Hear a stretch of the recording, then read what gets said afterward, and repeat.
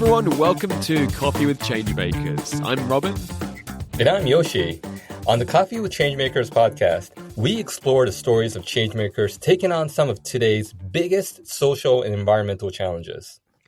Every episode, we host an intimate conversation on social impact and leadership, where we listen, learn, and connect over a cup of coffee with inspiring guests from all over the world. So before we jump into today's episode, we have a quick ask. If you enjoy our conversations, it would mean the world to us if you subscribe, rate, and perhaps even tell a friend about the show. Your support helps us bring even more inspiring guests onto future episodes. So, here's today's coffee chat. Enjoy.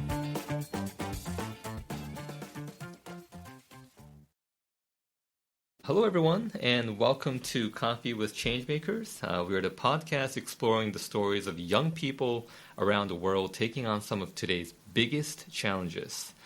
Today's episode is a little bit special because it's just going to be me. I miss you, Robin, but due to time differences, we weren't able to make it work, so it's just me and my lovely guest, Dedy, here. In addition, I just want to share that it's great to be here diving into the inspiring stories of these young changemakers with all of you. But before we jump into today's episode, just a quick shout out to our amazing listeners who support this podcast. So please don't forget to subscribe, rate, and share the love. It really helps us out and allows us to bring even more interesting guests onto our show.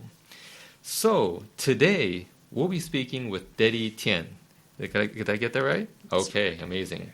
He's an innovator, educator, business, and leadership coach. So Dedy Tien is the founder of the Peduli Learning Center, a nonprofit organization that teaches local children essential skills, including English, entrepreneurship, leadership, effective communication, and social skills. So as an accomplished author and business and leadership coach, Dedy empowers business owners with leadership skills, strategic planning, and the use of AI tools to enhance skills and business expansion. His work reflects a commitment to continuous learning and community development, making him a respected figure in both education and business coaching. So welcome to the podcast, Dedy. Thank you so much, Brother Yossi, for having me and of course. That wonderful introduction. Of course, man. We're super, super lucky to have you. I mean, you're going to be our first local guest here in Bali, and I'm so glad that we were able to invite you before I leave Bali next week. Thank you.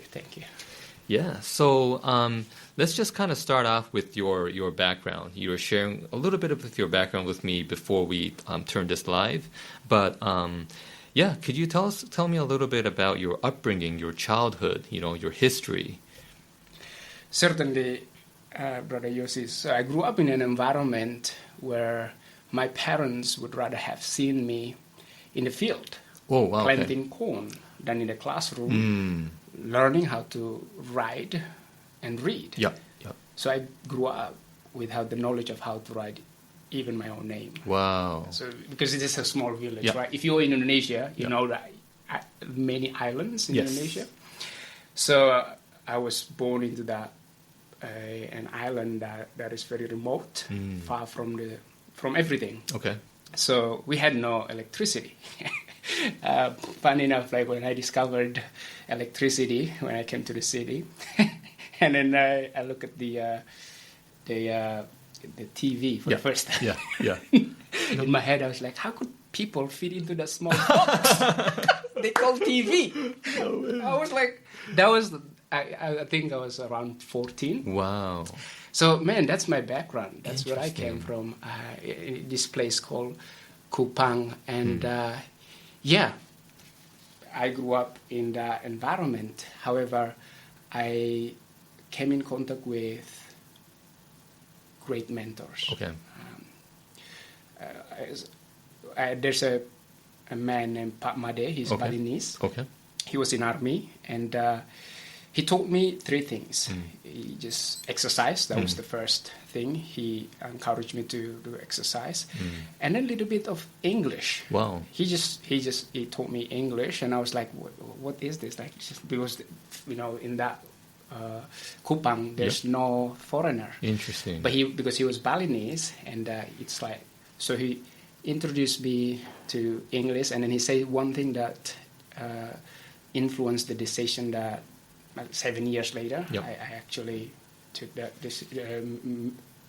decision, and that Yep. is to come to Bali. He said, if you want to learn how to speak English, go to Bali. And then 7 years later, I ended up in Bali. So No wonder, because I was going to say your English is excellent. So thank you.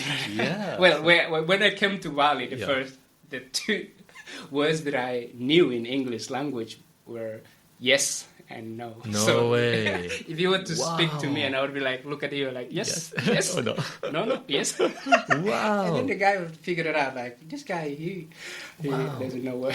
So 7 years ago, you did not Yeah. speak English at all. 15 Oh, years 15 ago. years ago. Yeah. Okay. But yeah, it was in 2010. 2010, around okay. 2010, 2011. That's when I came to Bali. Wow. So how did you study English? Did you get a teacher? Did you just self-study or? Both. Both, okay. Both. I self-studied, and but one thing that really impact and influenced the trajectory of my life was that this stranger, Pak Made, was truly cared about me. He was a stranger to me, and then vice versa, I was just a stranger to him. But he cared to teach me. So exercise, and then the English, and then a little entrepreneurship as well. Like he has gyms. He's in army, but at the same time he opened like a local gym. Wow. And he has like business. His wife is looking after a like business, like a shop and all that. So I was influenced by this man early on in my. At that time I was around 14 years old. Okay. So that's basically it. Wow. And that's my background. Amazing. And, how I ended up in Bali here. Amazing. That's super cool. Thank you for sharing that, man. So, okay. And I sort of know you as a social entrepreneur. But maybe could you share, what sort of got you interested into social entrepreneurship? How did you start off?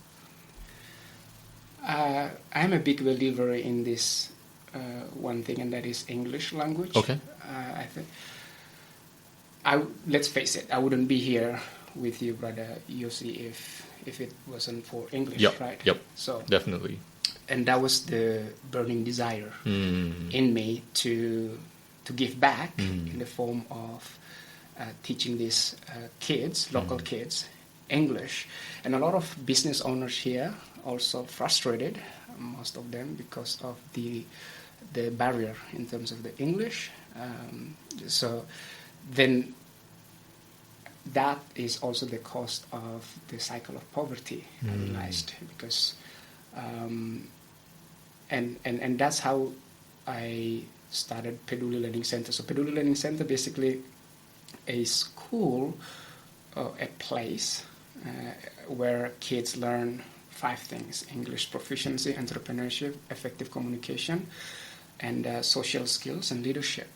So those are the 5 main topics that we teach these kids. Wow. And also we encourage volunteers to come and share their skills. Wow. A lot of volunteers came and share their skills. Like we would love to have you, brother, there, because you programming, like how to code and all that, and these kids would love to learn from you. And there's also, for example, a guy come to teach them about public speaking. So basically that's how I started the Peduli Learning Center. Wow. Oh, that's amazing. I mean, so is it a sort of non-profit organization? Yes, or it's a non-profit organization. When we started, only 3 kids in our garage. Just 3 kids. My partner Yep. and we decided to give back. Yep. At that time, we were thinking about things that we can do to give back to the Nice. community, and we were like, okay. I love entrepreneurship. Yep. I help a lot of business owners Yep. in terms of expand their businesses, and also in sales team, like mostly in mastery and leadership mastery. And so my partner also, she's an English teacher. So we said, okay, let's just teach English and entrepreneurship to these kids. And we started with 3 kids, and then from that 3 kids it grew to 30 kids. And I was like, okay, this is we couldn't fit them in the garage, so we decided to go to the backyard. But then there's a problem in the backyard, because now, rather than these kids spend time in terms of learning, they spend most of their time chasing the papers because of the wind and all that stuff. And then we ended up okay, let's just build a building. And that was the scariest, the biggest decision that I've ever made. And luckily I also have good friends, a lot of friends that wanted to help. So we started with self-funded, and from there we a lot of friends just want to help. Like, okay, what do you need? Chairs, okay, tables, okay, and then that's how it all started. Now we have from 3 kids, and now we have over 207 kids. Oh, that's amazing. Wow, 207 from 3 kids. From 3 kids. Wow. Yeah. Are the first 3 kids, are they still there? Or have they graduated already? Yes, they're still there? They're still there. So, cool. What we did with the program also, we create a sustainable school system where students support students learn and grow. Nice. So, because, for me, it's all about think of sustainability in the long run. Yep. Brilliant. And then also I created a system, where I don't have to be there, but the system of the school still running. So we think at the moment we have the program where we call it three T's, which is trash, tuition, and then travel. So we turn the parents' trash. So it was like, hey, do you have trash? The trash that actually sellable, we can sell it. And then they give it to us, and then we turn that trash into obviously money, and then from there we pay for obviously the ongoing cost. Plus their travel. Like we take them to museum, we take them to zoo. Oh, beautiful. Oh, nice. So we call it trash, tuition, travel. Nice. And / talent. Yeah, so then whatever their talent they have, we can sponsor their talent. I see. So it's all about sustainability, right? Because for me, it's like, how can I create something, a school system that is sustain itself? And so the idea is, once this is the first one, once it's running, and if it like prototype, right? You create a prototype, and if it's working, then we just repeat and rinse and repeat. Brilliant! Wow. Not just in Indonesia. Why not? Yeah, like why you not? Can all over the world. Exactly. Well, that is so cool, man, because when I was in Honduras, when I was development working in Honduras, I also tried to start like a small community library, but I wasn't as brilliant as you. I couldn't come up with the 3 T's, so we kind of ran out of money, towards the end. But I wish I had learned long term. I wish I had thought about sustainability, how I can come up with a sustainable business model, and the 3 T's. That's really brilliant. So do a lot of these children who attend your school, are they from like lower income backgrounds? Mix, okay. Mix, yeah. Because the skills that we teach is essential lifelong skills. Yes. So even if you're rich parents and you look at the things that we do, like if you guys check these kids on our Instagram, Peduli Learning Center, the kids are like this, like you, brother. Podcaster. They interview people, they talk about confidence, and then some even promote the parents as a business? In English. And some even become public speaker, writer. So when we're talking about 14 to 17 years old. Amazing. So I am a person that go by results, result driven. So in everything, like the project that I'm working on, I want to see the outcome. And so obviously the Peduli produced these kids. The program that we give to these kids, it helped them build self-confidence, and then also proficiency in terms of their communication in English. Yeah. Wow, that's so cool. I mean, so you said that, you know, with the trash, you sort of convert it into I guess sellable goods. Yes. Right? Yeah. I mean, I think one of the things that I've noticed about Bali is that it's such a beautiful island, right? There's waterfalls, there's rivers, there's lakes, and there's like the sea. But there's also so much trash. Trash, yes. Right? Like I mean, I wish that, you know, I mean, I think foreigners like me are part of the problem, right? But I wish that we can come up with a system where we can, you know, like do what you're doing, like recycle some of this trash and turn it into profitable ventures where we can fund these children's education, right? Like, so man, it's a win-win, right? It is a Win-win for the win-win. community, It is for a the win-win. foreigners, and then also win for the students as well. Exactly. So, Yeah, man, I wish you could scale this at a much larger level here in Bali. that's where I'm heading. That's where, And that is where you're heading. And I have the confidence that Very I cool. can get there. Very cool. Yeah. Very cool. Okay. So yeah, I mean, I feel like we covered a lot of the impact and the projects. But what were some of the challenges that you faced during this journey? Like, were there some setbacks? Were there, obstacles? The building Okay. process, oh man, and especially here, what I've learned when I went through the process of build the building, it was, one could say, nightmare, because I realized that it's not just easy put the wall up and then roof and then done, that's a building. It's like a lot of things, like air conditioning, you have to put the Wi-Fi, electricity, you have to put all that little things that I didn't think. Wow. So those are the challenges, and obviously cost that you know, when you started anything, obviously there will be a cost. Of course, yeah. And then obviously the funding, there's also a big challenge at that time. Luckily, I also in the real estate business that kind of support me to continue the vision. Cool. And also friends, as I mentioned, and we tried to.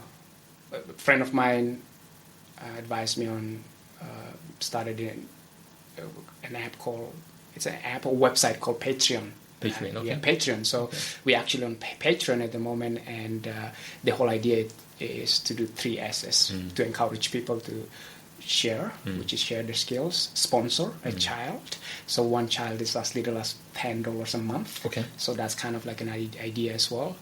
And then just support us on Instagram. So those are the 3 S's that we kind of like.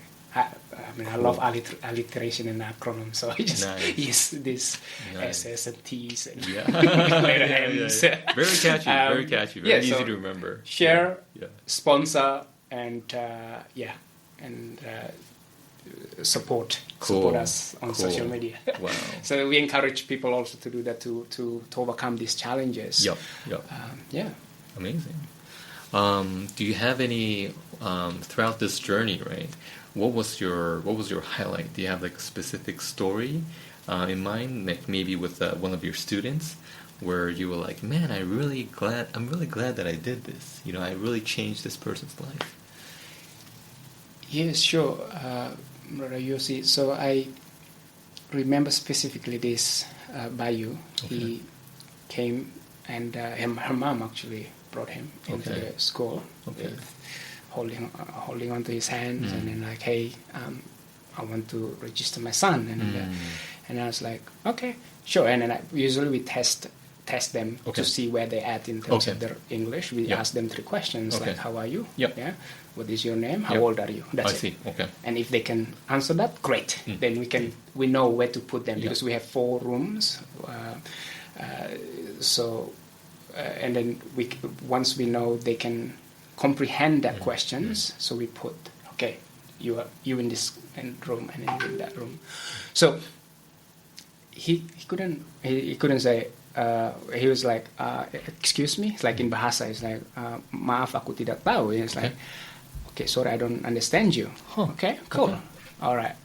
And so that was, obviously he doesn't comprehend me, just that simple 4 questions. Yeah. And then 2 months later, after we put him through the process, and I test again. I just meet in the room, in the entrepreneurship room, and I ask him, how are you, man? It's like, good. And then I try to get into the conversation, not just how are you, how old you are, it's like, because then it's just repetition. But there's a video of him on Instagram, right? Like we just posted like 2 days ago. He was talking like wow. No, he was trying to comprehend what I was asking him. No way, 2 months. Yeah, wow. It's like it was like, wow, this is because then this is the proof of it. Yeah. So if you like, you can check it on Instagram. It's like it's working, right? When they go into the school, we say English zone. English zone. Says you cannot speak Bahasa. And then also we encourage the parents to do that. You ask them in English, and we teach the parents to actually do that, because if they spend their time only 2 hours a day and then like 8 hours in a week with us, most of the time they spend with their parents. So we encourage the parents to actually speak to them in English. Really? That is so cool. And then we deepen the reason why Bayu can comprehend that is because we're not just teaching English. We go deep. Okay. What I mean by that is entrepreneurship. Now, within the entrepreneurship is the whole thing is about leadership, social skills, and effective communication. So then they learn English and learn how to apply it. And then also why it works is because in English, right, there's an expression, when you teach, you learn twice. So when I teach them, I say, now you teach them. Teach the your next door neighbor. Teach these kids. So then when they learn, they're like, oh, okay, now I have to teach, so I have to focus. And I would ask them to go up onto the stage and like, teach these kids, teach the room about the materials that I just taught you guys. Wow. So, yeah. Oh, that's so cool, man. I mean, could you give me maybe an example of a business or project that one of your students actually started? I'm curious to kind of hear. Yeah. There's a video also on Instagram. It's basically a T-shirt. Okay. He came up with that idea. I was like, oh, this is a brilliant idea. This is a good business idea.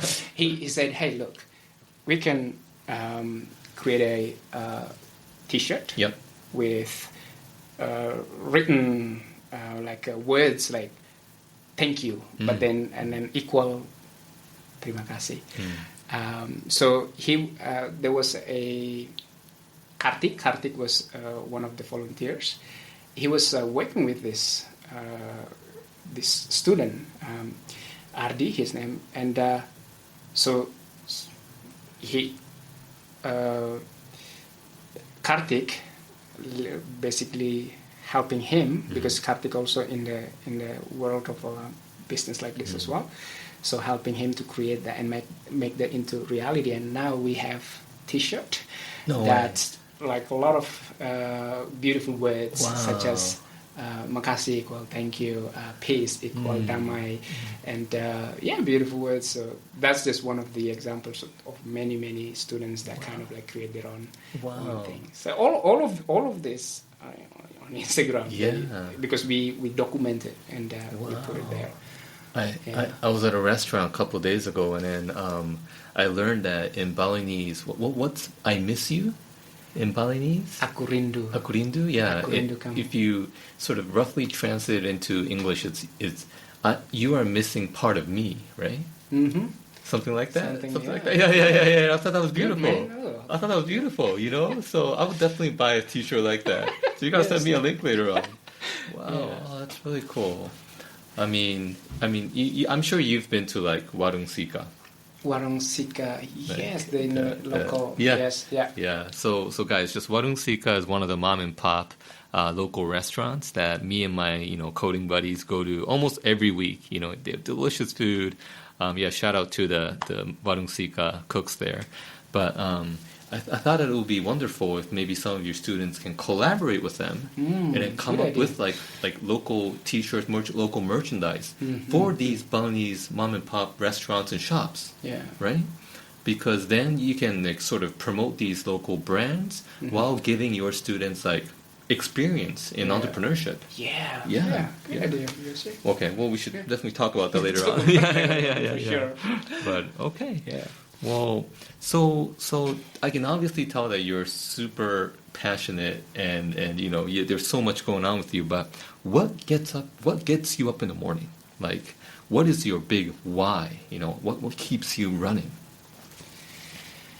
Oh, good question, brother. Good question. So, I have a vision. So I envision the vast majority of people waking up every morning feeling strong and empowered, so that when they go out into the world, they lead themselves and others in a loving and empowering way. That's what keeps me beautiful. And then that translates to everything that I do. Like all my books, I talk about self-mastery and also leadership mastery, because I think self-mastery without leadership mastery is incomplete, and vice versa. Leadership mastery without self-mastery is incomplete. And so if you were to ask me, well, what is your why? And that is my why. I love empowering people.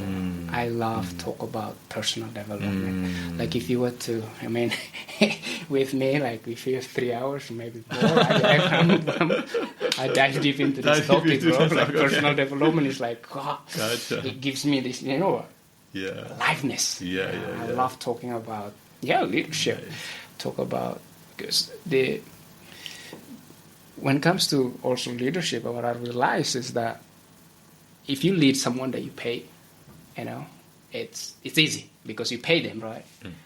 But this non-profit organization, what I've realized, it taught me something really important, and that is when you lead people that you don't pay, it's a totally different story. Totally different story.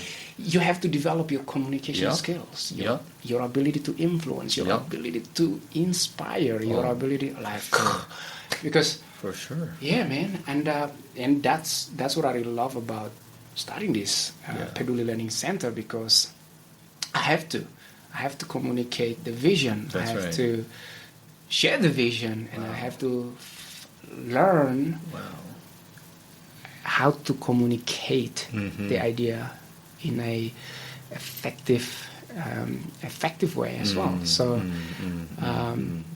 man, that's what makes that's me amazing. alive. I mean, I just want to, for those of you who are listening, like, his energy is just incredible. From the moment I met him, like, I felt like I was just seeing an old friend again, right? The way you hugged me, like, oh man. So there's something you're doing right. And Robin is also really big on personal development, so you're missing out, man. All right.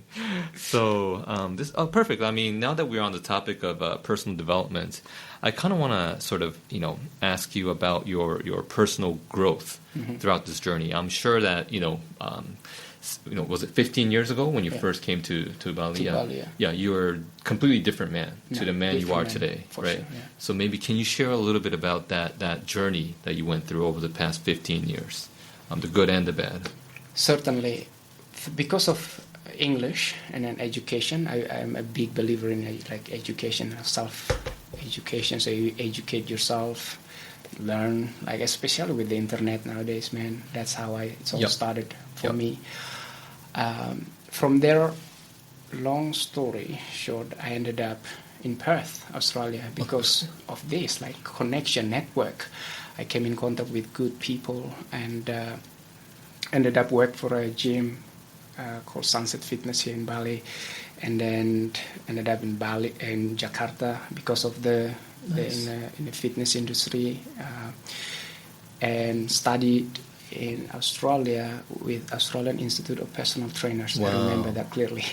To get my certification. Because, you already know my background, so I don't go there to get bachelor or anything like that. I just got certification. So anyway, for 2 years, studied with the Australian Institute of Personal Trainers. And so I ended up living in Perth for over 7 years. Oh, 7 years. Yes, Perth, Australia. Wow. And that's when I learned a lot about personal development. And I realized that it comes down through the questions that I ask myself. When it comes to personal development, it's like the quality of my life depends on the quality of the questions that I ask myself. If I were to ask, like, hey, who am I? Look at this brown little boy, came from a village with no electricity. You can't do that. Come on. You can't speak English because you know, or you can't go to another country. Like, come on. Like, that's actually my own brother actually said that when I shared this with you. Hey, like, I have this opportunity to go to Australia. And they're like, come on. You've never been to school. Come on, Dedy. Wow. Like, wake up. Wow. It's kind of like... So I realized, okay, when you ask the right questions, it's like Google, right? You put questions. Yeah. And then you just got these answers. And then I realized my personal realization, insights that I got is that I ask different questions compared to my brothers or my family. Why me? To, okay, how can I, why not me? Like that. Why not? I just so why not me? Yeah. Why one center? Why not 500? Yeah. So when the more that you entertain the idea, like, and also I like the idea at the questions of what am I grateful for? Like, as you go through your life, things, acknowledging the good that is already in your life, also is the foundation for abundance. And so I ask myself, every day, what am I grateful for? What can I give? How can I be of service? I see. It's like powerful questions, like those questions. And how can I grow? Interesting. Yeah, I call it the 3 Gs. Okay, again.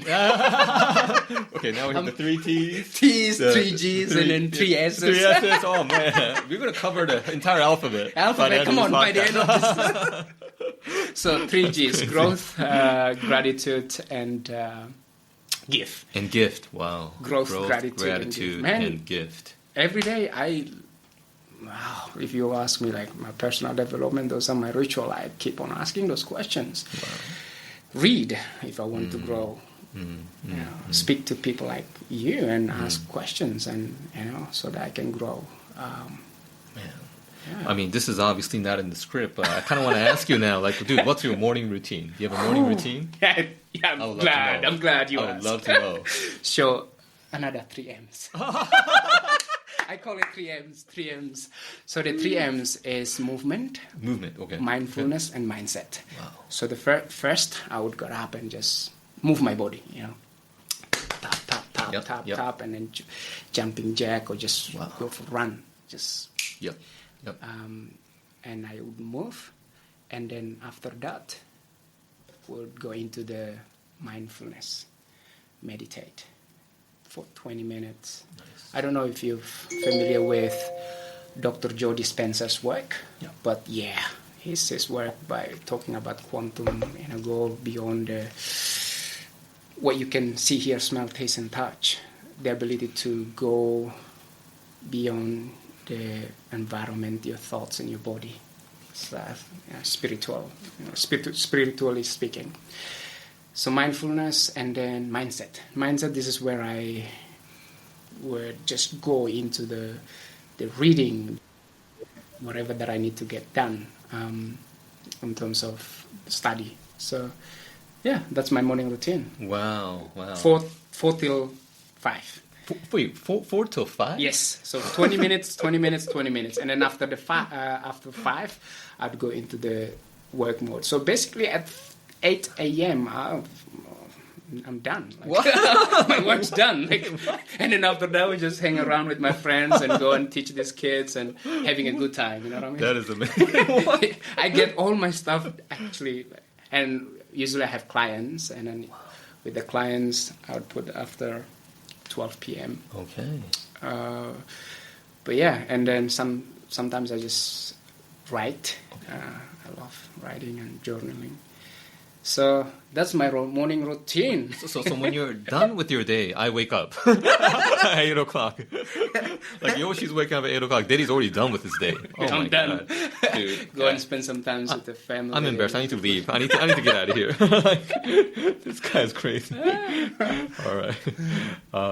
Okay. So I also kind of want to ask. We have a lot of young audience members who listen to this podcast, and do you have any advice for any aspiring change makers, people who are in high school, people who are in college, maybe even young professionals who kind of want to also maybe even start their own school one day like you, but are kind of in the zone, still thinking about it, not sure if they should or not? Do you have any advice for those type of people? Yeah, certainly, brother. I would say questions, and start with the growth mentality. It helps definitely. And what I mean by question is ask the question of what can I give? What can I give? Because if you just started, that question's really like helped me tremendously when I started this journey of entrepreneurship. I would just give my services for free, actually. And by doing that, I learn to the point where, actually, this is so valuable that these people that I served, they just feel so guilty not to give because I give so much. So I say for aspiring entrepreneurs out there, ask the question, how can you be of service? How can you be of value?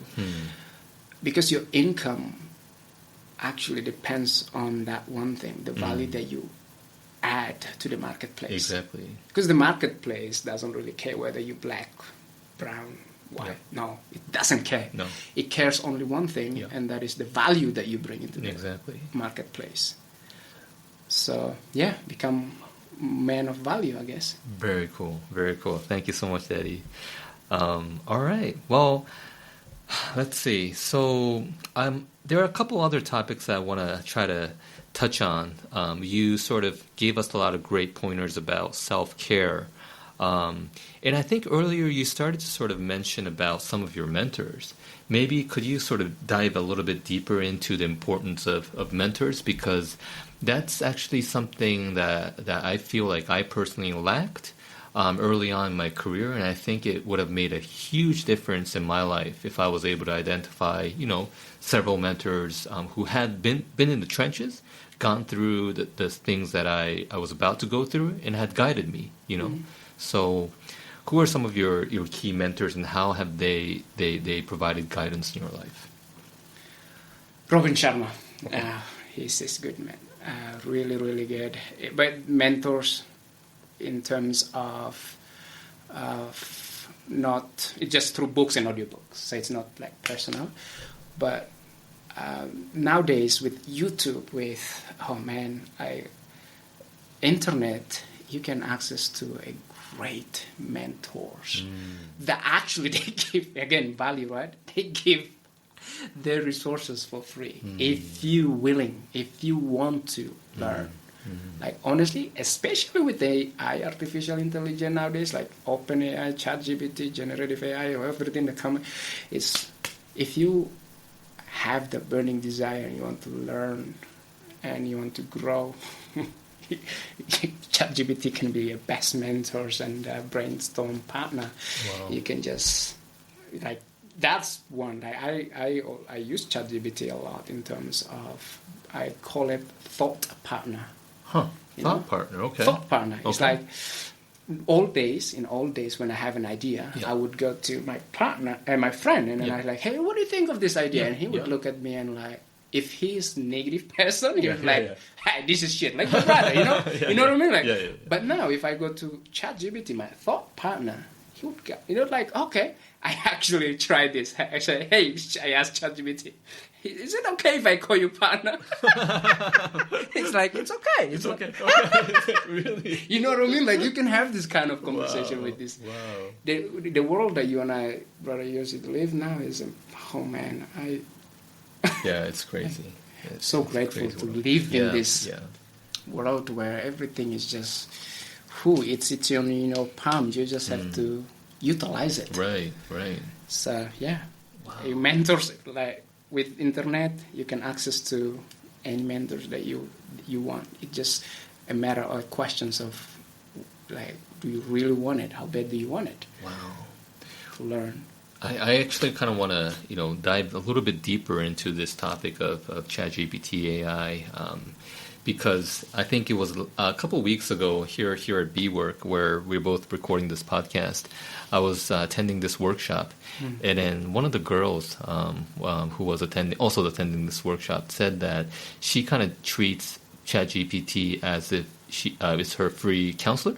Yes. So she writes her journal entries into ChatGPT so that it can learn her personality, her character. Yes. And then, like, once it has a pretty good understanding of her, she asks her advice, like life advice. Yes. And it actually does a pretty good job of giving her great direction. Yes. So I mean, you said that you use ChatGPT as your thought partner, right? Yeah.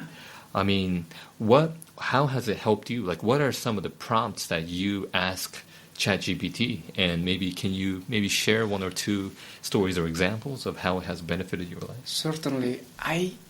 Usually it took me 3 hours to just put the numbers together in terms of property, because I'm in a property, and so the land acquisition costs, the outgoing, the building costs, and all that. It just takes so much. You have to write it down and calculate it.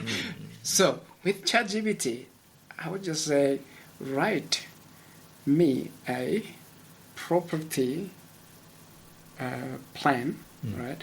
An investment plan. Write me a property investment plan, and then I put the numbers. And then I put the numbers, whatever the initial investment is, the initial investment, and then projected profit of that. Bang! It gives me the whole details of literally what I would do, but it will take me 4 hours. But this one is not even a minute. It's 5 seconds. Wow! And then it's exactly what I wanted. Wow! The details, I was like, oh my God, this is another level. So it's revolutionized the whole process in my business. Amazing. Yeah, that's how I use it. That's super smart. I mean, I was talking to a French entrepreneur yesterday night here at BWork, and he was saying that he sort of uses ChatGPT as a way to get access to the CEOs that you can't usually speak to. So even deceased CEOs, like Steve Jobs, for example. So he would say, create a dialogue or a debate between Steve Jobs, maybe somebody like Elon Musk, and the third CEO. And then he would then pitch them like a business idea and be like, yeah, how would these CEOs discuss this certain idea? Go. And then ChatGPT would simulate all of this, and it's a brilliant conversation. Yeah. I mean, I definitely want to sort of try it out later on, but there's just so many ways in which you can utilize ChatGPT. Yeah. I think when you know exactly what you want, right?